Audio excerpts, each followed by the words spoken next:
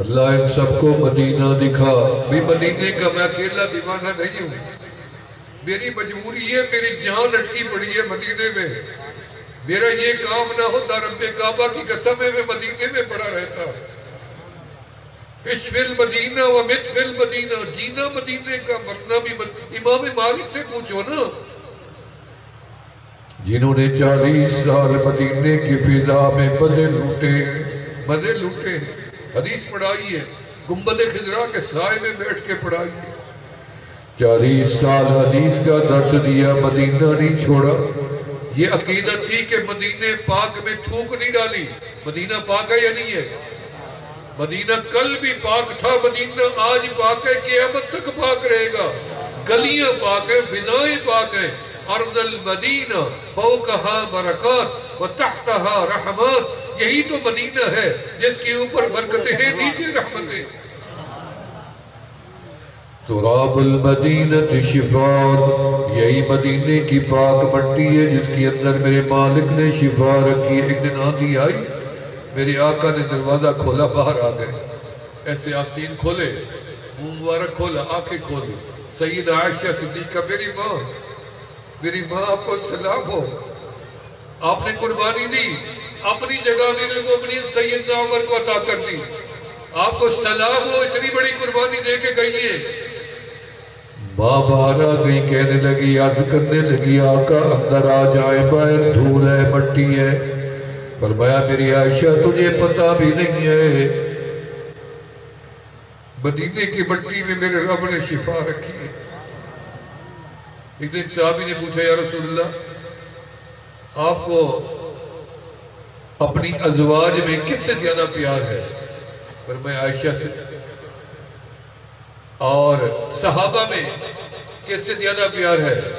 فرمایا عائشہ کے باپ سے۔ پھر عائشہ کا نام لیا، دوبارہ عائشہ کا نام لیا، عائشہ سے پھر عائشہ کے باپ سے۔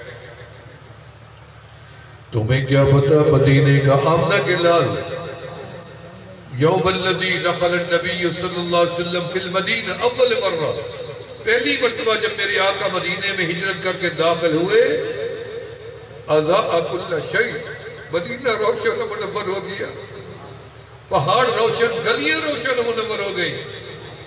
وَيَوْمَ الَّذِي مَاتَ النَّبِيُّ صلی اللہ اظلم کل شیء، ہر چیز پہ اندھیرا چھا گیا۔ تمہیں کیا پتا مدینے کا؟ آمنہ کے لال مدینے کے قریب آتے، گھوڑے کو، اونٹ کو، خچر کو ایسے ہانکتے تھے ٹانگوں سے، جلدی کرو مجھے مدینے پہنچاؤ۔ خود رسول اللہ مدینے کا فرشتے عاشق ہے مدینے کے، 70,000 فرشتہ روزانہ اجازت مانگتا ہے، اللہ ہمیں مدینے جانے کی اجازت دی جائے۔ اللہ وعدہ فرماتے ہیں مدینے جاؤ پھر قیامت تک دوبارہ نہیں جانے دوں گا۔ میں خوش نصیب ہوں نا، میں 1975 سے مدینے جا رہا ہوں، اس سال 6 مرتبہ گیا ہوں مدینے میں۔ وہ اب حج میں مجھے ایک دن ملا، میرا ابھی تک دل لٹکا ٹھہرا ہے، مدینے کی طرف لٹکا ٹھہرا ہے۔ اللہ کون سا دن ہو کہ میں ادھر سے فارغ ہوں، کیونکہ میرے والد نے مجھے وصیت کر رکھی ہے، اس سے میرا اور کوئی ڈر نہیں ہے۔ مدینہ کبھی نہ چھوڑنا، یہ ہماری آخری جگہ ہے، امیدوں کی آخری جگہ ہے، اس در کو نہ چھوڑنا، آداب بھی نہ چھوڑنا، لیکن آتے جاتے رہنا۔ یہ تبلیغ، یہ دعوت کی اجتماعی عمل ہے، یہ سب سے مقدم ہے۔ فرمایا مدینہ وہ شہر ہے، ملا کیا ہے ہمیں مدینے سے؟ اور دیکھیں سارا دین ہمیں مدینے سے ملا ہے۔ آدھا قرآن ملا مکہ میں، آدھا ملا پھر مدینے میں، پردے کا حکم ملا مدینے میں، جہاد کا حکم ملا مدینے میں، زکوٰۃ کا حکم ملا مدینے میں، روزے کا حکم ملا مدینے میں، حج کا حکم ملا مدینے میں، اور اسی طرح تحویل قبلہ ہوا مدینے میں، جمعہ ملا مدینے میں، عیدین ملی مدینے میں، شراب کی حرمت ملی مدینے میں۔ آمنہ کے لال نے ہجرت فرمائی مدینے میں، آپ کی قبر اندر ہے مدینے میں، پہلی قبر بنی جنت البقیع بن گئی مدینے میں۔ ما بین بیتی ومنبری روضۃ من ریاض الجنہ، اللہ ان سب کو نصیب فرما۔ 2 رکعت نماز پڑھو، ایسے ہو جاؤ جیسے کبھی زندگی میں گناہ نہیں کیا تھا۔ یہ ریاض الجنہ ہے۔ پھر یقین کرو جہاں تو نے سجدہ دیا یہی تو جگہ ہے جہاں آمنہ کے لال نے بھی سجدہ دیا تھا۔ یہی جگہ ہے جس کے اوپر ابو بکر و عمر، عثمان و علی نے سجدہ دیا، طلحہ زبیر نے سجدہ دیا۔ یہی جگہ ہے جہاں نبی کے یاروں نے سجدہ دیا۔ یہی تو جنت ہے۔ فرمایا احد پہاڑ جنت کا مدینے میں، وادی عقیق جنت کی مدینے میں۔ پھر میں نے کہہ دیا کہ المدینہ تو جزء من الجنہ، میرے مالک نے تو پورے مدینے کو جنت بنا رکھا ہے۔ جنت میں کیا ہوگا؟ جنت میں سکون ہوگا۔ رب کعبہ کی قسم ہے جتنی مدینہ دیکھا ہے ہو نا، ذرا ہاتھ تو کھڑا کرو مدینے۔ ماشاءاللہ اتنی دیر لوگ دیکھ رہے ہیں، تم یقین سے بتاؤ، ایمان سے بتاؤ، مدینہ وہ جگہ ہے اتنی سکون کبھی ماں کی گود میں نہیں ملا جو مدینے میں جا کے سکون ملتا ہے۔ ملتا ہے یا نہیں ملتا؟ شیخ شہاب الدین سہروردی بڑے بزرگ گزرے ہیں سہروردی، میں ان کی قبر پہ بھی مراقبہ کیا بغداد میں۔ جنید بغدادی رحمت اللہ علیہ، سری سختی رحمت اللہ علیہ، ابراہیم خواص رحمت اللہ علیہ، منصور حلاج رحمت اللہ علیہ، بشری حافی رحمت اللہ علیہ، بہلول دانا رحمت اللہ علیہ، امام اعظم امام ابو حنیفہ رحمت اللہ علیہ، امام احمد ابن حنبل رحمت اللہ علیہ، امام ابو یوسف رحمت اللہ علیہ، امام موسیٰ کاظم رحمت اللہ علیہ، سیدنا سلمان فارسی رضی اللہ تعالیٰ عنہ، سیدنا حذیفہ بن یمان رضی اللہ تعالیٰ عنہ، سیدنا عبداللہ ابن جابر رضی اللہ، اس سارے بغداد میں سوئے پڑے۔ اللہ کو نصیب۔ ان سے سوال کیا شیخ شہاب الدین سہروردی رحمت اللہ، ابو الحسن خرقانی رحمت اللہ علیہ کہ مکہ کی شان زیادہ ہے یا مدینے کی شان زیادہ ہے؟ میرے سے کوئی پوچھتا میں کم عقل کیا کہتا، میں تو فوراً بول دیتا مکہ کی شان زیادہ ہے، کیونکہ میرا علم کہتا ہے، میری دانست کہتی ہے پہلا گھر دھرتی کے اوپر بنا میرے اللہ کا۔ اللہ کا گھر ہے نا پہلا، اس سے پہلے گھر کوئی نہیں تھا۔ پہلا گھر میرے اللہ کا بنا، کعبہ وجود میں آیا، کعبہ مکہ میں ہے، بیت اللہ مکہ میں ہے، عبادت کا مرکز محور مکہ میں ہے، حجر اسود مکہ میں ہے، طواف مکہ میں ہے، صفا مروہ مکہ میں ہے، عمرہ مکہ میں ہے، زمزم کا کنواں مکہ میں ہے، مقام ابراہیم مکہ میں ہے، غار ثور مکہ میں، غار حرا مکہ میں، جبل رحمت مکہ میں، 2 نبیوں کی قربانی مکہ میں، دعا مکہ میں، آمنہ کے لال کی ولادت مکہ میں، وحی کا نزول بھی مکہ میں تو مکہ۔ لیکن عاشق جو تھا جواب دیا جب آمنہ کے لال مکہ میں تھے مکہ کی شان زیادہ تھی، جب آقا مدینے آ گئے اب مدینے کی شان زیادہ ہے۔ پھر عاشق نے پوچھا مدینے کی شان زیادہ یا جنت کی؟ دوسرا سوال کر دیا۔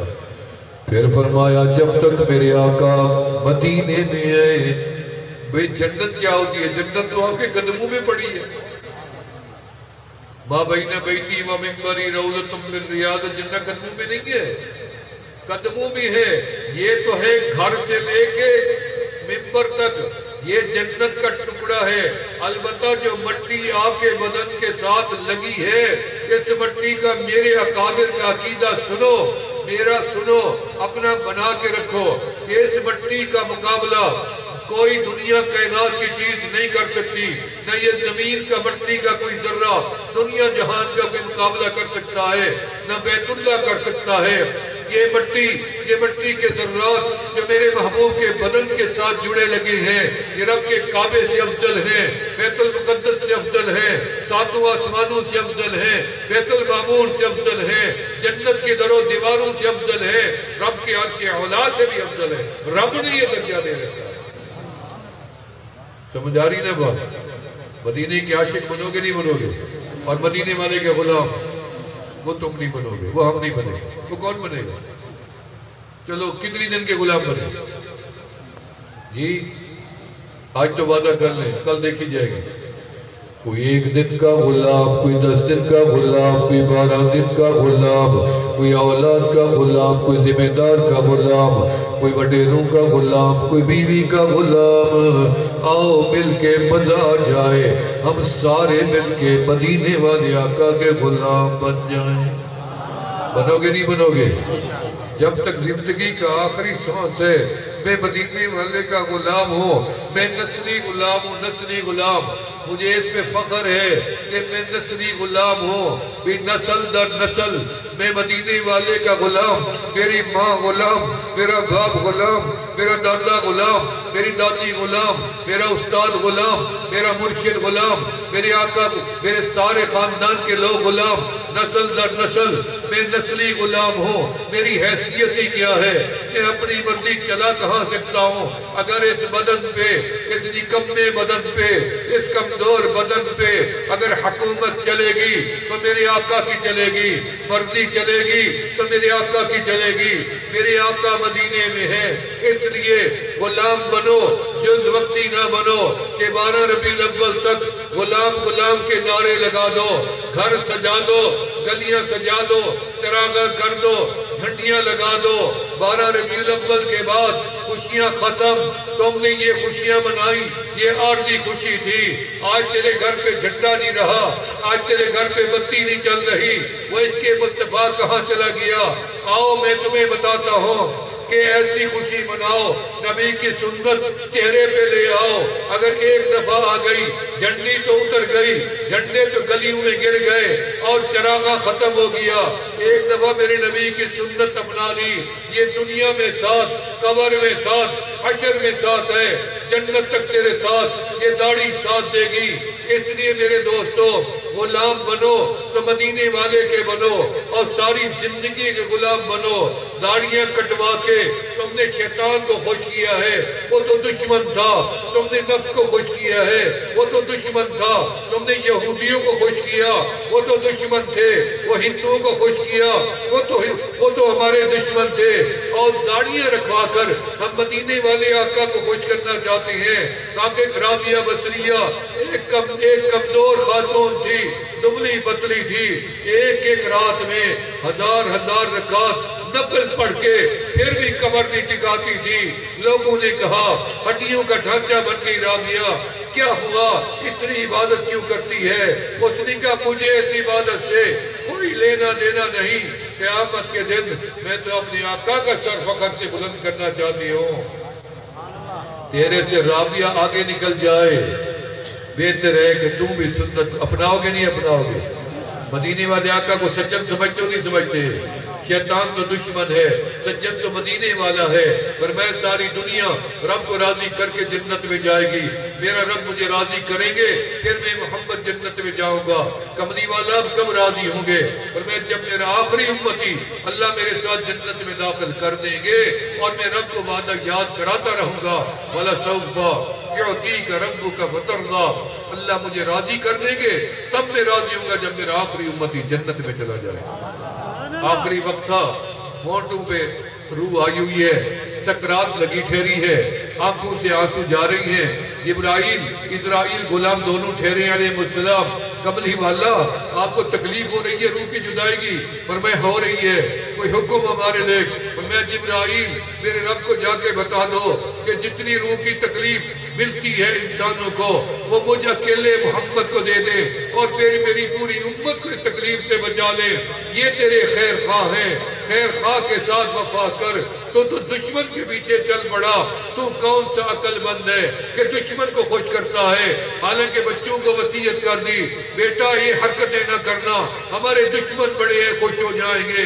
میں تمہیں سمجھانے آیا ہوں، ایسی حرکتیں نہ کرو جس سے شیطان خوشیاں منائے، اور ایسے عمل کرو کہ مدینے والا سجن ہی خوش ہو جائے۔ ایک کتا ہوتا ہے گلی کا، آخری بات ہے، ایک کتا ہوتا ہے آوارہ، یہاں بھی کتے پھرتے ہوں گے۔ آوارہ کتا ہے، نہ گلے میں پٹا ہے نہ رسی ہے، مثال تو معیوب ہے لیکن دینے لگا ہوں۔ نہ گلے میں رسی ہے نہ پٹا ہے، جدھر سے گزرتا ہے کوئی ڈانٹ دیتا ہے، کوئی لکڑی مارتا ہے، کوئی بٹا پیٹ پتھر مار دیتا ہے، دھتکار دیتا ہے، مار بھی ڈالے تو کوئی پوچھنے والا نہیں۔ کسی کتے کے گلے میں رسی نظر آ جائے، پٹا نظر آ جائے، سب دور ہو جاتی ہے. کہتے ہیں ہٹ جاؤ یہ صحیح والا ہے. اگر تیرے چہرے پہ میرے نبی کا سنت کا توق گلے میں ڈال لیا, اتباع شریعت کا ڈال لیا, یقین کرو قبر میں جانے کی دیر ہے فرشتے ہٹ جائیں گے. یہ عام بندہ نہیں ہے, مدینے والے کا غلام ہے. اللہ تعالیٰ ان گزارشات کو قبول و مقبول فرمائے. اللہ اس پروگرام کو شرف قبولیت عطا فرمائے. اللہ تعالیٰ اس کانفرنس کی اثرات و برکات و ثمرات دیر پا